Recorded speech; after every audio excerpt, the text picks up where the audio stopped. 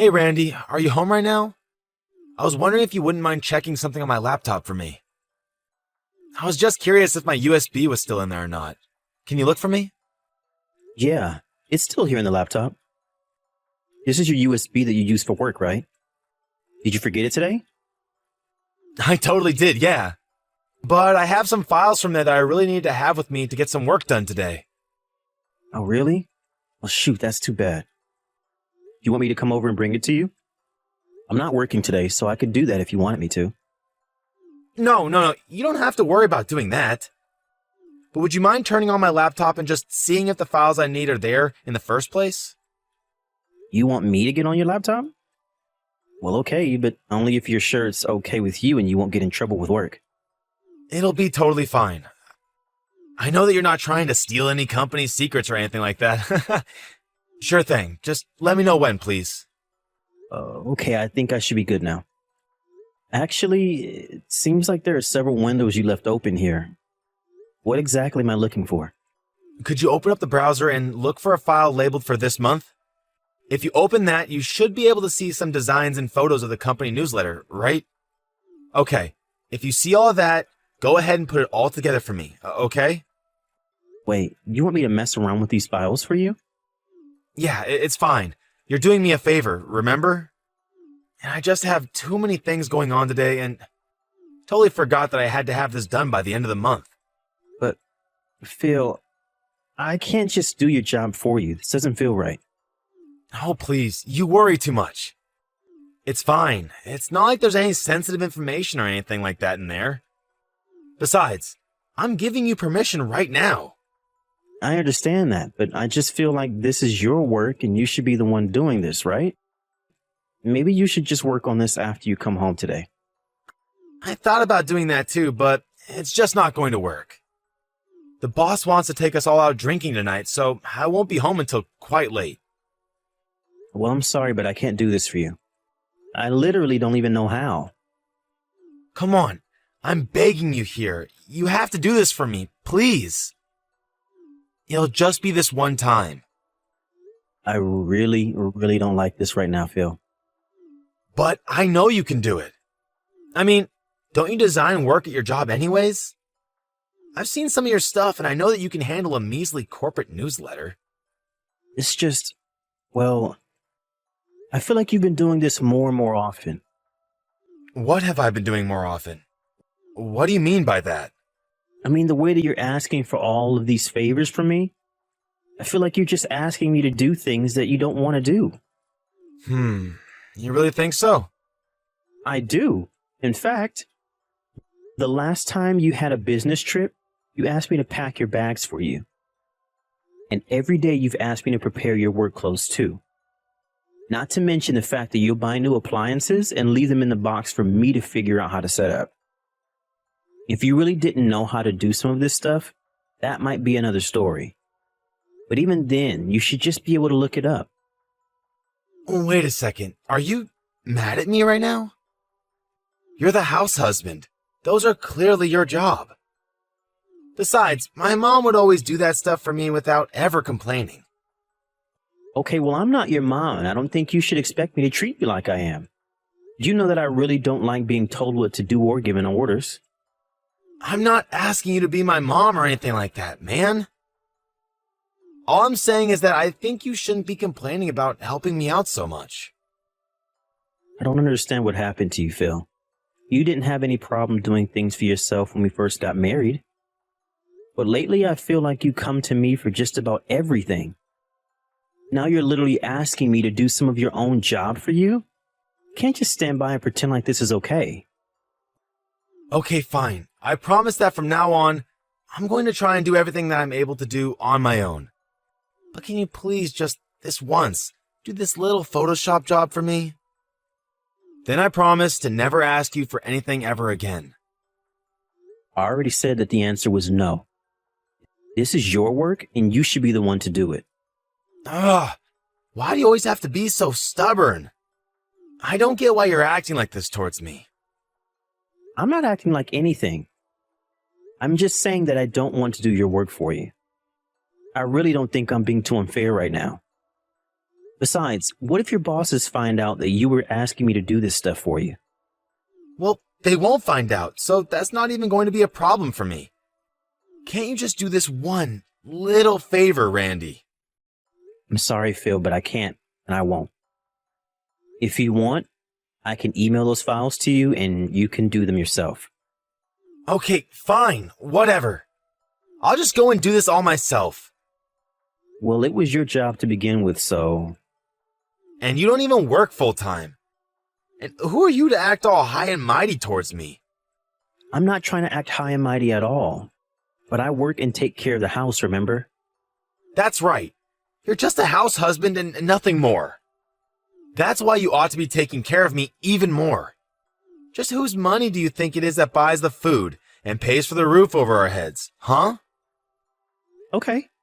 If you really want to play this game, how about I ask who cooks that food and make sure what's under said roof is clean and livable? Doesn't matter because I'm the one who pays money for those things. You just do stuff with them after I've already paid. And I am so grateful that you have a job that can afford us all of these things. I really, truly am. But the fact of the matter is that we're married. We're a team, and things would cost money whether we liked it or not. But right now, we're combining our powers, and that's how we agreed to live. But you're not doing your fair share. You're not helping me when I need it. You really don't think that I do enough for you around here? Oh, you know what? Just drop it already. I am sick and tired of having this conversation over and over again. Hey, Randy, did you finally remake dinner for me? Nope, and I still haven't done that yet. Wait, what? Are you kidding me?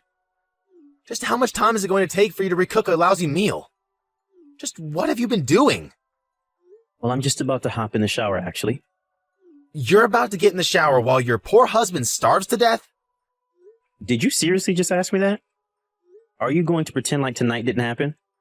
You took one bite of what I had prepared for us to eat and got so upset that you dumped your bottle of beer on me. You complained the whole time that it wasn't as good as when your mom made it, and then you left and said that you weren't coming back until I had remade the entire dish. Well, it's not my fault that you don't know how to cook well. You should have learned what I like by now. I don't buy that. You haven't had any problems with the food I've made for you in the past. So what's changed so suddenly, huh? It's not a sudden change, Randy. I've always felt this way. I just never said anything about it until now. But the fact is, you've never been a good cook and all your food tastes so bland. I really don't know how that could be, since at this point I'm putting in at least double the seasoning that your mom uses in her recipes. If you have a problem with my cooking, then it's your mom's recipes that you have a problem with. That isn't true. I know what my mom's cooking tastes like, and it's always so good and rich with flavor. Maybe it just tastes bad because the person cooking it doesn't appreciate me enough and is always on my back for the smallest things. You mean the things that you're always dumping on me to do for you? It's not like I want to be complaining to you about these things. I'm only giving you things that I know you can handle. I don't get why you're making such a big deal over this. I mean, I'm the one who works, so you should support me. Isn't that fair? And just why do you think that you having a full-time job entitles you to whatever you want from me? There are things that you need to do, and you should stop sloughing them off onto me. I mean, you come home and do nothing but lie on the couch while I run around maintaining everything. Where's my support? Well, I'm tired from work when I get home. I understand that I may just work part-time, but I'm basically on call around the clock at home. You realize that, right? All you have to do is point or grunt for something, and I'm more than willing to grab it for you. Even though you're more than capable of doing things yourself, you still have me to do every little thing for you. Oh, please. Don't even try to compare some little household chores to what I do. Honestly, how did you ever talk me into letting you be the house husband? Why do we have to repeat this conversation over and over again? For the last time, I am not your mother, and you have to stop treating me like her. Got it? You know what, Randy? I don't think you understand how married life is supposed to work. And just what is that supposed to mean? I mean that I work so that you can live, okay? You don't have any right to talk to me like this. Are you kidding me right now? What has gotten into you, Phil? I mean that you don't get to boss me around. I wear the pants in this relationship. You're acting just like the women that the other men in the office always complain about. So entitled and needy. I'm the one who feeds you. I'm the one who houses you. And you need to remember your place. So when I tell you to do something, you do it. Of all the... I literally don't even know what to say to that right now. You never used to be like this. Of course I have. I've just always held back what I wanted to say. But I can't do that anymore if you're going to act like this. Now, you get back in the kitchen, remake my dinner. If you don't, then this marriage is over. Hey, Randy, I'm heading home now. Oh, really? Is that all you've got to say to me right now? I thought that I finally talked some sense into you last night, and now you're taking up an attitude with me again? I'm not doing anything like that at all, Phil. You better not be, for your sake. So, is dinner ready yet? I won't let it slide if the taste isn't perfect. Oh, don't worry. I'm already leaving. If you want dinner, how about you go and ask your mom to cook it for you? I'm sure she would love to dote on her son. I mean, just that. I've packed up my bags and my parents are going to come and pick me up soon. Wait, hold on a second. What did you mean about my mom? Right. Well, I told your mom that I was going to be moving out, and she was actually overjoyed to hear that. She said that she wanted to move in with you right away and that she was going to cook for you every day from now on. So now you'll be able to enjoy her cooking and never have to suffer through my bland meals again. No, hold on. Why are you doing this? I don't get why you're leaving. You said so yourself, right? If I didn't want to do what you wanted me to do, then we would get a divorce, right? But I wasn't really serious about that. If you weren't serious about something like that, you shouldn't have said it in the first place. But you said so many terrible things that I just reached my limit and I called your mom over. Can you please just tell my mom to go back to her house? Where'd I go and do something like that? You know exactly why I don't want my mom here. If we're breaking up, I can't have my mom living with me and cramping my style. And I hate her food. But if I ever don't eat it, then she starts to cry and say that I hate her. But I don't understand. Up until now, you've been telling me that I should be more like your mother. You've been comparing my cooking to hers and say that I've been the one making mistakes. Well, that wasn't true. Which part of it wasn't true, Phil? Look, can you please just tell my mom to turn around and go back home? I'm just really tired from work and I don't have the energy to deal with her right now. I don't know. I've kind of told myself to never do anything you tell me to ever again. Anyways, I'm leaving my signed portion of the divorce papers on the kitchen table. You just need to sign in the highlighted parts and send them off.